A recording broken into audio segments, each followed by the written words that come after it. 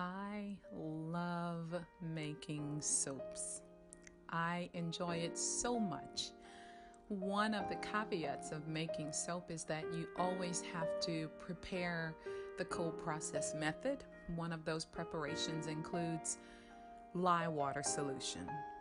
I love making soap.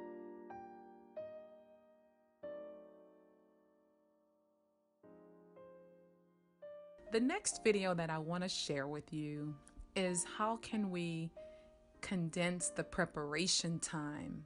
Let's go in the studio and let's master batch our lye water solution. I'm going to share with you my method and what I do to master batch my lye water. I'm going into the studio to share with you a simple process, one that can help you be prepared when creativity strikes. You can jump into your kitchen or your soap studio and make it happen. But before we do, let's make some tea. Right now, the weather is a little cool outside. As a matter of fact, I think a cool front just rolled right on in. It was, I want to say in the 70s earlier, and now it's like in the 50s right now. It's just out of the blue. Myself personally, I love either oolong tea or chamomile tea with a little agave and some flavoring. And here I'm using like a peach flavoring for tea. You should try it if you haven't.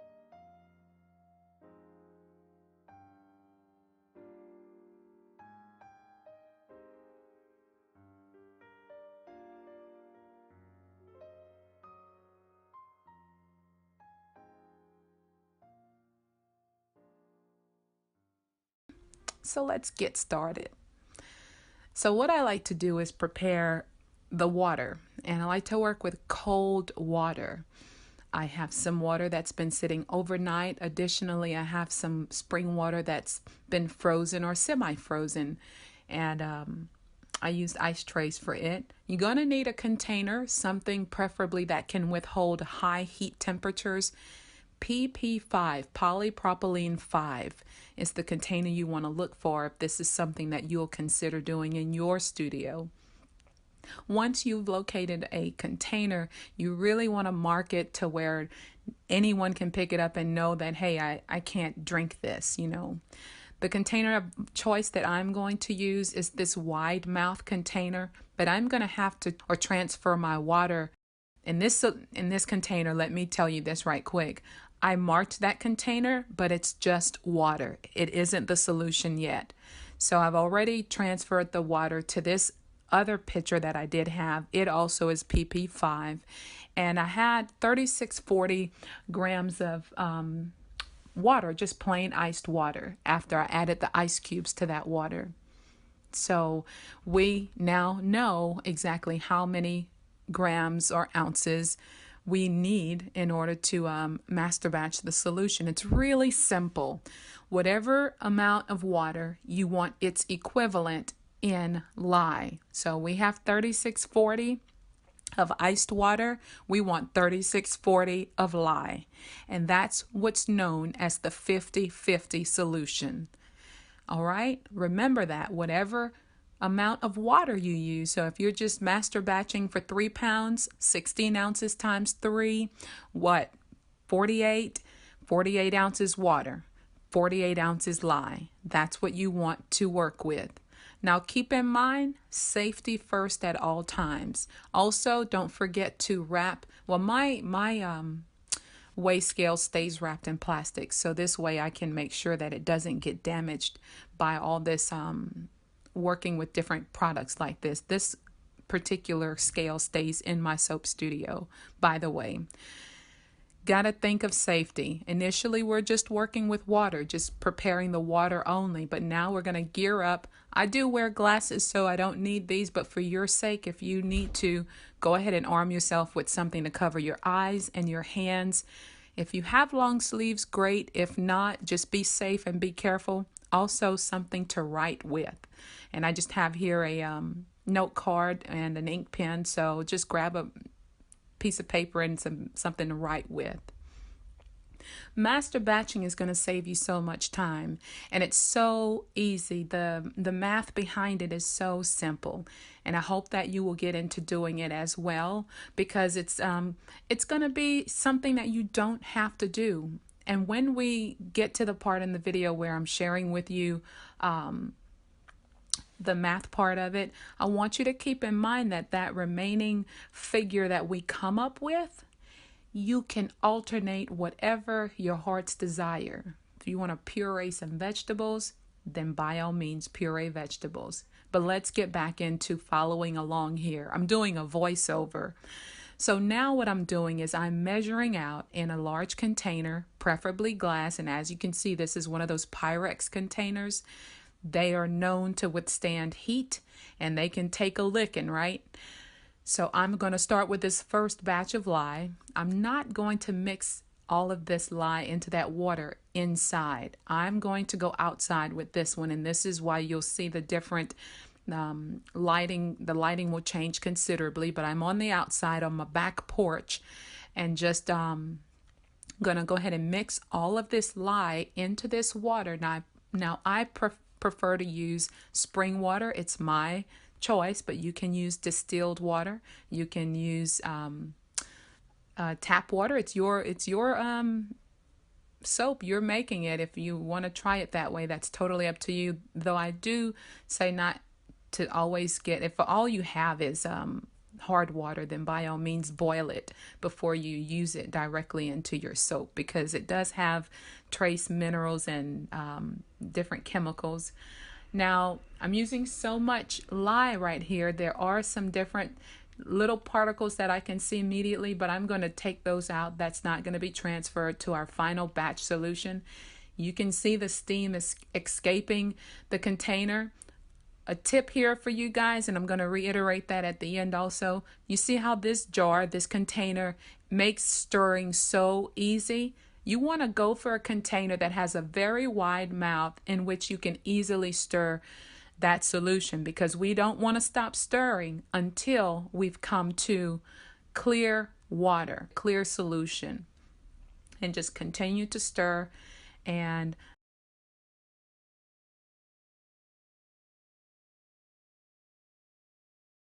now that I have it all prepared, if you haven't done so, now is a great time for you to go ahead and mark your container 50/50 lye.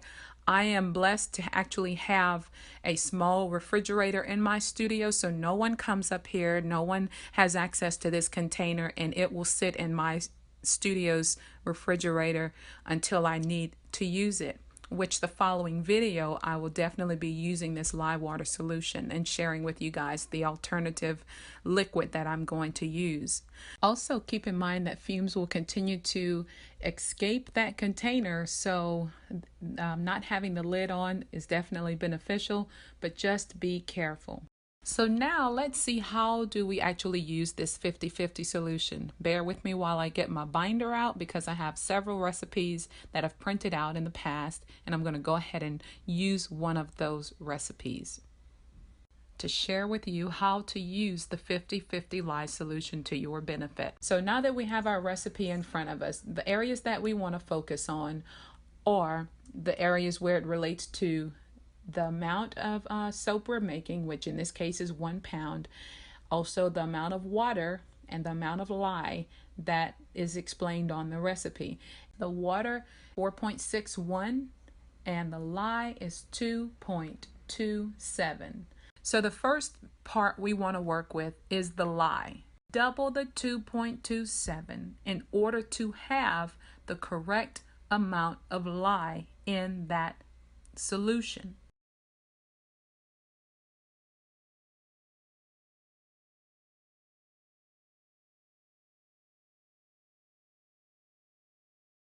So from our recipe, we locate the amount of water that it calls for. In this case, it's 4.61. We subtract the 2.27, and what we have remaining is the amount of water that's still needed, or the amount of any liquid that would be still needed in order to have the correct amount of liquid available for each one of those lye molecules to team up with, okay? And so I can be as creative as I want to be with this amount of liquid. I don't have to use spring water. I can use anything.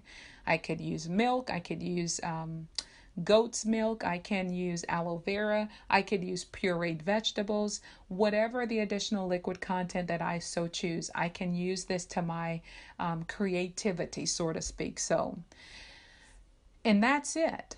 It's nothing complicated. It's very simple math. I hope that you get this, and I hope that you can see how master batching your lye will open up a myriad of possibilities for you, because my friend, this is an awesome way to master batch like a week worth of product and have it available for your future pursuits, so to speak, okay?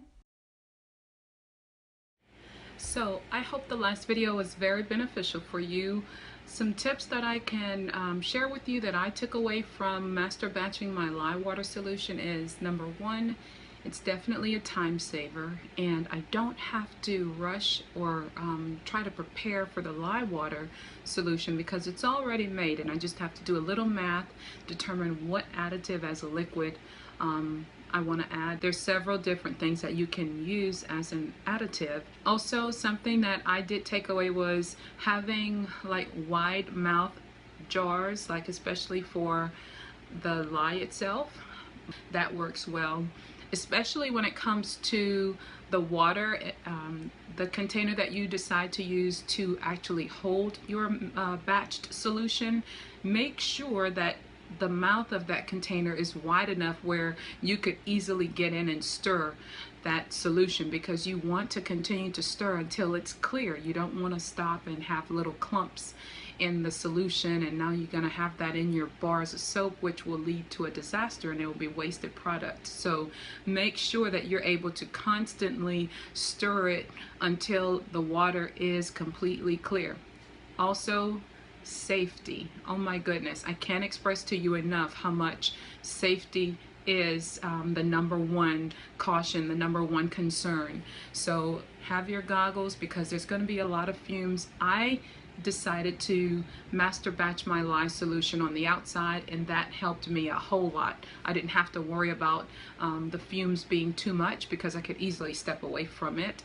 Also, I had a small table on the outside. Make sure you're using something that you don't mind.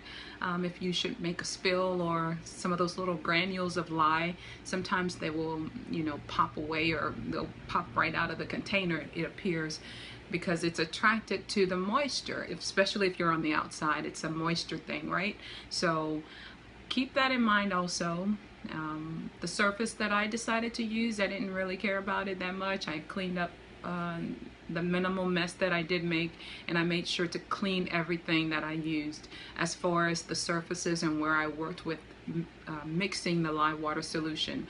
I know it's going to be a huge time-saving opportunity, so you'll be able to make as many bars of soap as you want to. Master batch your lye solution. That is the key to always having something ready. And yes, don't master batch more than like a week's worth. This way I can still be able to have something to do throughout the week. All right, so if you have any questions, especially on the formula, try to make it as easy as possible so that you could follow along. Yeah, if you have any comments, questions, concerns, please go ahead and let me know those, and share with the community how you master batch, or do you even master batch. Don't forget to subscribe to the channel.